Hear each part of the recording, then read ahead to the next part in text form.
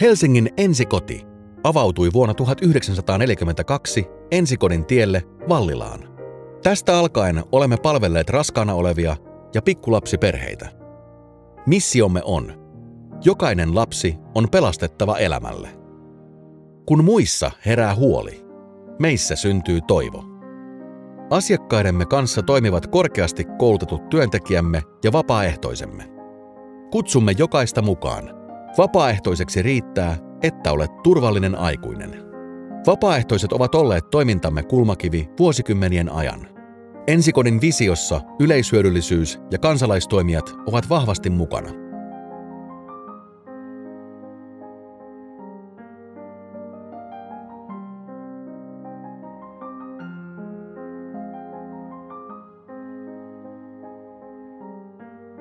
Vuonna 2021 käynnistyi Ensikodin mittava saneeraus.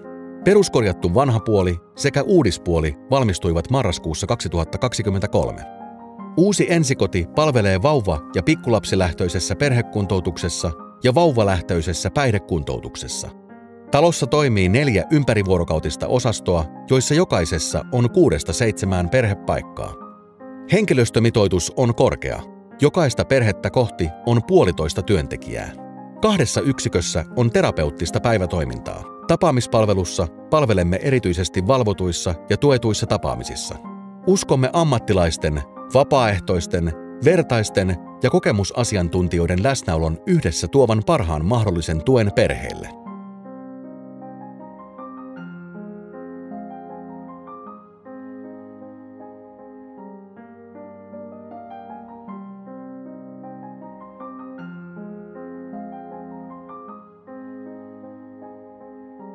Uusi ensikoti on suunniteltu tukemaan perheiden hyvinvointia.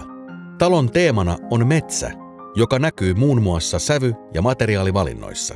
Talon leikkipiha kannustaa iloon, leikkiin sekä luovuuteen.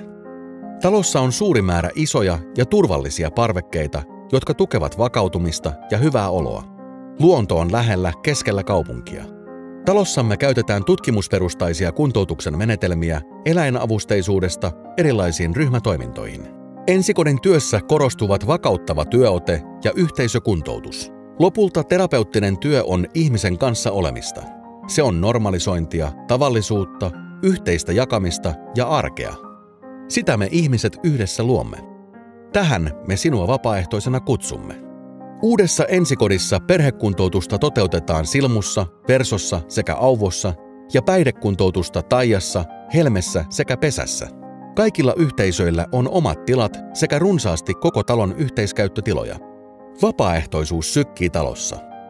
Opetuskeittiössä vapaaehtoiset leipovat ja tekevät ruokaa perheiden kanssa. Parvekkeilla nukutellaan pienokaisia, pihalla leikitään ja ryhmätiloissa hoidellaan vauvoja, kun perhe on esimerkiksi saunavuorolla tai käymässä asioilla kaupungilla. Höyhensaari-jaksolle tullutta perhettä autetaan uneen. Helsingin ensikodin ja uuden ensikodin toiminta perustuu palautetietoisen hoidon malliin, jossa asiakkaamme arvioivat viikoittain omaa hyvinvointiaan ja suhdettaan toimintaamme. Ensikodille on tärkeää, että perheiden hyvinvointi vahvistuu ja suhde muihin ihmisiin kannattelee toivoa hyvästä huomisesta. Sinä olet tätä rakentamassa. Helsingin ensikodin vapaaehtoiset toimivat myös Myyrmäessä lasten ja nuorten sijaishuollon yksikkö Toivossa ja Leppävaarassa päihdekuntoutuksen avoyksikkö Esmiinassa. Pidämme huolta vapaaehtoisistamme. Ensikodin tiellä kokoonnumme vapaaehtoisten iltoihin. Varmistamme rikostaustat ja rokotteiden voimassaolon, koulutamme ja kannustamme. Tule tekemään hyvää.